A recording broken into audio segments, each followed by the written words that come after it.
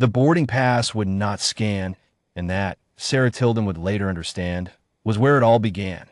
Not with a raised voice, not with cruelty, but with a thumb tapping a screen 3 times too many while a little girl in a yellow coat stood patient as a held breath. Sarah was 3 weeks into the job, still learning where the stanchions went, still learning to read Diane Feltz's silences. Diane had worked Gate 14 for 11 years and wore that the way some people wore a uniform of their own, a certainty that made her voice go flat and final whenever she decided something was wrong. "It's not pulling up as a verified, unaccompanied booking," Diane said, not looking at the woman in front of her. "I'm going to need to see additional documentation." "You're holding her documentation," the grandmother said. Her voice was even almost gentle. "I gave you the notarized travel letter, my photo ID, and Myra's birth certificate when we checked an hour ago. You said it was fine then. Policies change shift to shift, ma'am." Sarah had never heard that policies changed shift to shift. She filed the thought away the way she'd learned to file away a dozen small wrong notes since starting this job. Quietly, telling herself it wasn't her place yet. The grandmother was Constance Boateng, 71, traveling with her granddaughter Mira, 9, on a confirmed Avalon Skyways unaccompanied minor with guardian booking to Denver, where Myra's father would be waiting. Constance wore a soft gray cardigan and the kind of stillness that comes from having outlasted worse mornings than this one. Mira held a backpack shaped like a turtle and watched the adults with the particular attention of a child who has learned to read a room before she can read a clock. Behind them, a family of 4, a man, a woman, 2 boys with matching soccer cleats slung over their shoulders, stepped up to the second podium. Diane's colleague glanced at their passports, smiled, and waved them through without a second look. They walked past Constance and Mira into the jet bridge without breaking stride. Constance watched them go. She didn't say anything about it. She didn't have to. Sarah, 3 feet away, pretending to organize boarding group signage, felt the unfairness of it land somewhere behind her ribs and stay there. "Final boarding call for flight 2240 to Denver," the gate speaker said. "Doors close in 18 minutes. "Ma'am, I need you to step to the side so I can process other passengers," Diane said. "I'm not in anyone's way," Constance said. "I'd like to know specifically what's missing from what I already gave you. It's a system flag. I don't control the system." "Then who does?" Diane's mouth tightened. "I'll need to call my supervisor when I have a moment." "I think this is the moment," Constance said, and her voice did not rise even slightly. She set her bag down at her feet, unhurried, the way a woman sets down a bag when she intends to be standing there for a while. "We've been at this counter for 11 minutes. My granddaughter has a connecting family waiting for her in Denver. I would like the supervisor now, please." Sarah glanced at the clock above the jet bridge door. 16 minutes. She glanced at Mira, who had stopped looking at the adults and was now looking very steadily at her own shoes, the particular practice calm of a child who has decided that crying would not help and has chosen, instead, not to. Something about that, the choosing, was the thing Sarah couldn't look away from. Constance crouched slightly, just enough to speak close to Myra's ear. "We're fine," she said. "This is just paperwork being slow. I'm calling your father." "Is he going to be mad?" Mira asked. "No, sweetheart. He's going to be quick." Constance straightened, pulled out her phone, and dialed without drama, the way she might have dialed to confirm a dinner reservation. She held the phone to her ear and waited, composed, in plain view of the gate, of the line still forming behind her, of Sarah, who found she had stopped pretending to organize signage entirely. "Elias," Constance said when the call connected, "we're being held at the gate. They're saying the booking won't verify. I have given them everything. I need you to come find us. I believe you're still in this terminal." A pause. "Concourse B, Gate 14. "Yes. Thank you." She ended the call and looked at Diane with the same level patience she'd shown for 11 minutes already. "Her father will be here shortly. He's a pilot with a layover in this terminal. I'd ask that you hold our seats rather than reassign them while we wait." "I can't promise anything past final boarding," Diane said. "I'm not asking you to promise. I'm asking you to wait 4 minutes." Sarah did the math without meaning to. 14 minutes to departure. A pilot, somewhere in this terminal, with however many minutes it took him to walk a concourse.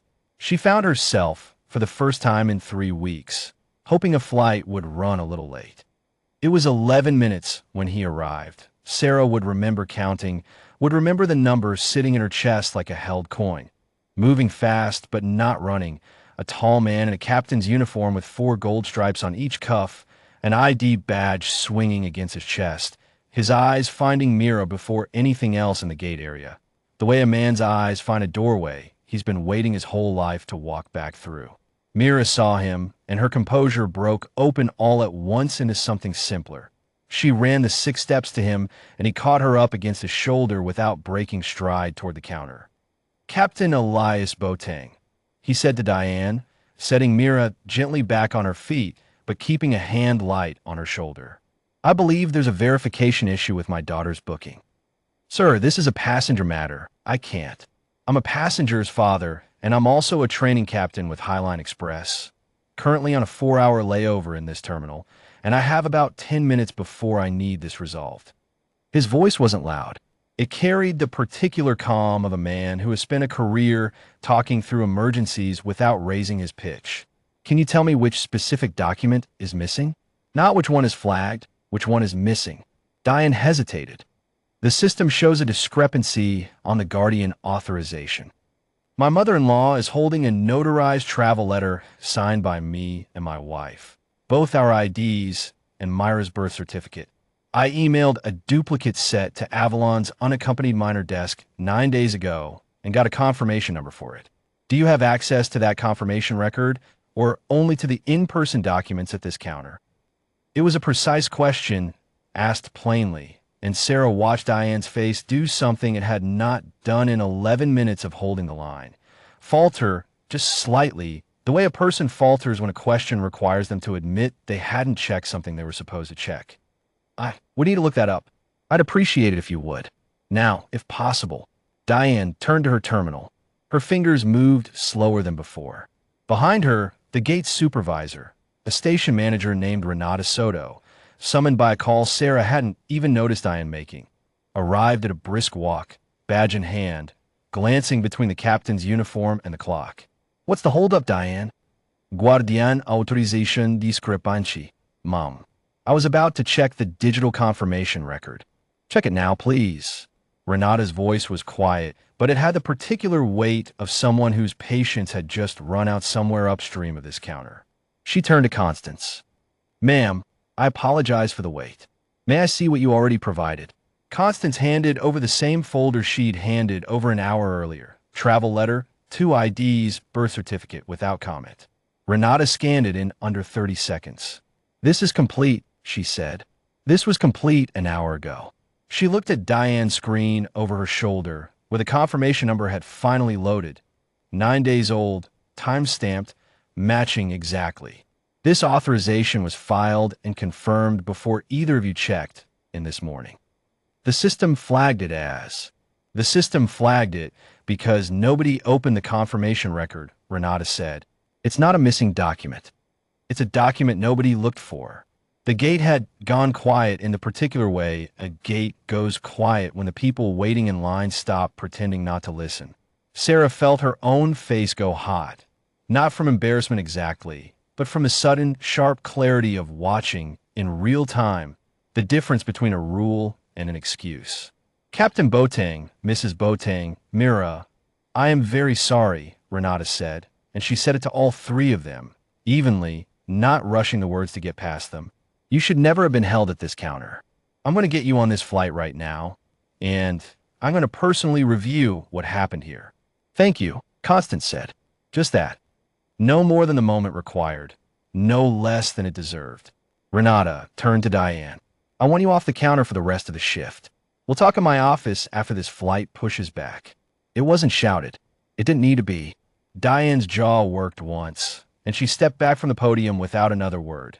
And somewhere in that small, silent retreat, Sarah understood that the 11 minutes at this counter were about to become the subject of a much longer conversation, one with forms and a file number and, very likely, consequences that would outlast this single flight. Elias crouched to Myra's height. "Ready." Ready, Mira said, and her voice had gone back to being 9 years old, light and unbothered, as if the last 15 minutes were already folding themselves into something she would barely remember by Denver. He walked them down the jet bridge himself, a captain in uniform, a grandmother with her bag, a girl with a turtle backpack, and Sarah, still standing at her little folding table of boarding group signage, found she could not look away from the simple fact of it. Nothing dramatic had happened. No one had shouted. No flight had been grounded. A man had asked one precise question, and a system built to protect against discrepancies had instead, for 11 minutes, manufactured one, until someone with the patience to ask exactly the right thing made it answer for itself. Renata stopped beside her on the way back to her office. Tilden, you were watching the whole thing. Yes, ma'am. Next time you see something like that start, you come get me at minute 2. Not minute 11. It wasn't a reprimand exactly. It landed more like a door being held open. Sarah nodded and meant it and felt the particular weight of a thing she would carry into every gate she worked from that morning forward. Not guilt, exactly, but the clean, useful ache of having learned, at someone else's cost, exactly how much 2 minutes could matter. The 2240 pushed back 9 minutes late. Nobody on board would ever know why. But at gate 14, in the quiet after the jet bridge folded back into place, a story had already started moving through the small, ordinary network of people who staff a concourse.